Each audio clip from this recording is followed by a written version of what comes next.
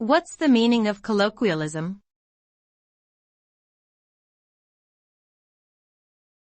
Colloquialism.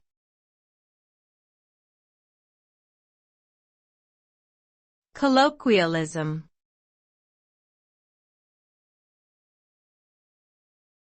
Colloquialism.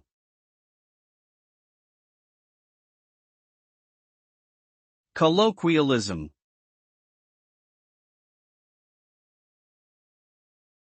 A colloquialism is an informal word or phrase used in everyday conversation, often specific to a particular region or group of people. Colloquialisms are often used to convey a sense of familiarity or intimacy between the speaker and the listener, and can add color and personality to speech or writing. While colloquial language is widely used in speaking, it may be inappropriate in formal settings. It is important to be aware of when colloquialisms are appropriate and when they may be considered unprofessional or inappropriate.